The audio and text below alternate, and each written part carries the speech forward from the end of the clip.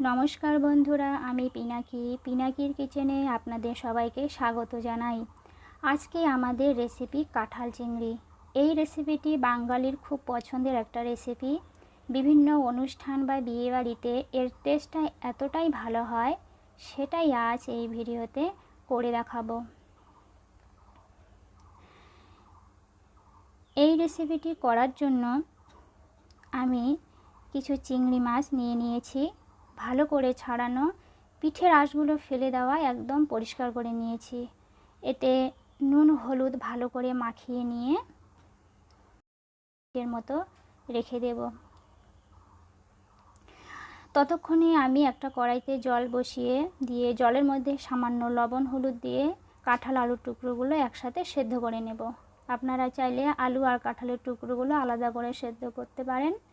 এবার আলু আর কাঁঠালের টুকরোগুলো সেদ্ধ করার জন্য হাই ফ্লেমে 5 মিনিট ঢাকা চাপা দিয়ে রেখে দেব। তো দেখুন বন্ধুরা, আমি কাঁঠাল আর আলুর টুকরোগুলো সেদ্ধ করে নিয়েছি। এবার কড়াইতে পরিমাণ মতো সরষের তেল দিয়ে দেব। তেল কিছুটা গরম করে নিয়ে ওই তেলে নুন হলুদ মাখানো চিংড়ি মাছ হালকা করে ভেজে নেব। চিংড়ি মাছগুলো কিন্তু কখনোই বেশি ভাজা চলবে না, তাহলে মাছ শক্ত হয়ে যাবে। চিংড়ি মাছগুলো লো আঁচে উল্টে পাল্টে হালকাভাবে ভেজে নিলেই হয়ে যাবে। চিংড়ি মাছগুলো ভাজা হয়ে গেছে। এবার আমি মাছগুলো একটা পাত্রে তুলে নিচ্ছি। কড়াইতে আরও কিছুটা পরিমাণ তেল দিয়ে আলুর টুকরোগুলো ভেজে নেব। অনবরত প্রায় 2 থেকে 3 মিনিট সময় নিয়ে মিডিয়াম আঁচে আলুগুলো ভেজে নেব। তো দেখুন বন্ধুরা, আলু ভাজা হয়ে গেছে। তেল ঝরিয়ে আলুটাকে তুলে নিচ্ছি।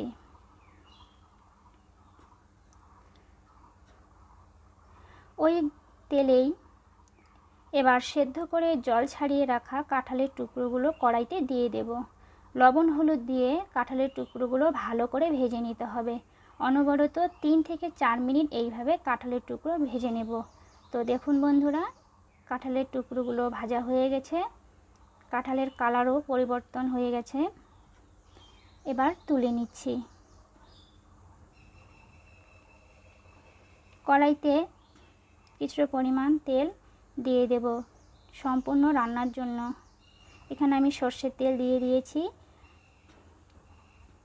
এবার একটা তেজপাতা, শুকনো লঙ্কা, কিছু গোটা মশলা আর সামান্য জিরে দিয়ে মশলাগুলো নাড়াচাড়া করে নেব।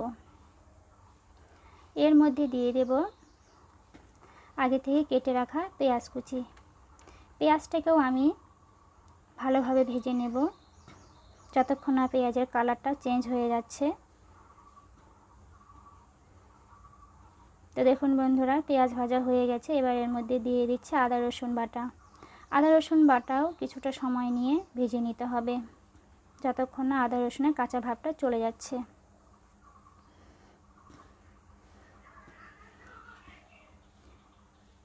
এবার এর মধ্যে দিয়ে দেব টমেটো কুচি। টমেটোটাকেও ভালো করে ভেজে নিতে হবে, তা না হলে টমেটো কাঁচা ভাবটা থেকেই যাবে। টমেটো ভাজা হয়ে গেছে। এবার কাঁচা লঙ্কা, শুকনো লঙ্কা বাটা, জিরে বাটা দিয়ে মশলাগুলো কিছুটা সময় ভাজা ভাজা করে নেব।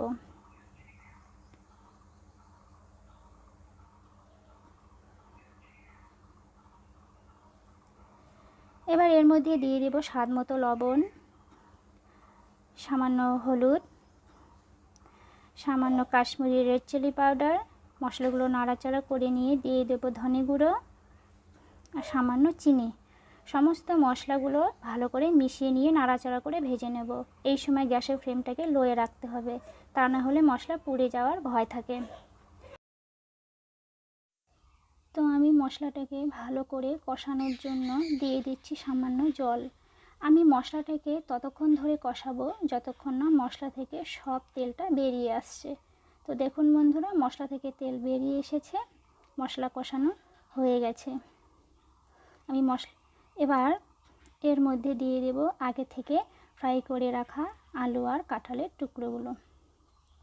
এবার আমি আলু আর কাঁঠালের টুকরোগুলো ভালো করে নাড়াচাড়া করে মশলার সাথে মিশিয়ে নিচ্ছি।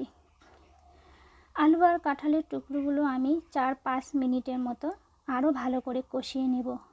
কষানোর সময় আমি কিন্তু জল ব্যবহার করিনি, কারণ নুন দেওয়ার ফলে কিছুটা জল বেরিয়ে এসেছে, আর সেই জলেই কিন্তু কাঁঠাল আর আলুটাকে ভালোভাবে কষিয়ে নিয়েছি। তো দেখুন বন্ধুরা, আলু আর কাঁঠাল টুকরোগুলো আমি জল ছাড়া কত সুন্দরভাবে কষিয়ে নিয়েছি।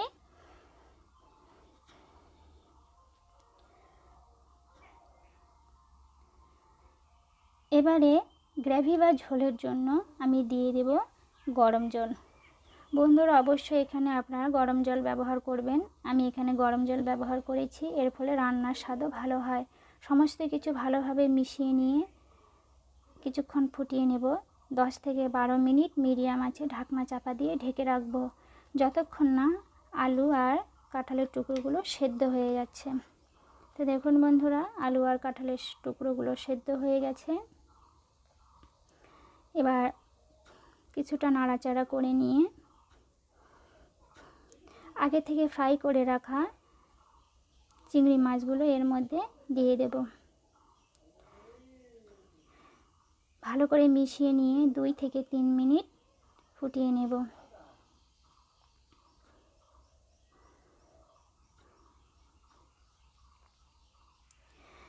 এবার সবার শেষে গরম মশলা কিছুটা ঘি দিয়ে নাড়িয়ে নিলেই তৈরি হয়ে যাবে দুর্দান্ত স্বাদের অনুষ্ঠান বাড়ির মতো কাঁঠাল চিংড়ি। দেখতেই পাচ্ছেন বন্ধুরা, রেসিপিটা কতটা লোভনীয় হয়েছে। ফাইনালি কাঁঠাল চিংড়ি রেসিপি আমাদের পুরোপুরি রেডি হয়েছে। আশা করছি বন্ধুরা আপনাদের রেসিপিটা ভালো লেগেছে। এভাবেই আপনারা অবশ্যই বাড়িতে এই রেসিপিটা তৈরি করে খাবেন। রেসিপিটি ভালো লাগলে লাইক করবেন, শেয়ার করবেন, একটা কমেন্ট করে দেবেন, আর চ্যানেলটিকে সাবস্ক্রাইব করতে কিন্তু ভুলবেন না। দেখা হবে অন্য কোনো দিন অন্য কোনো রেসিপির সাথে।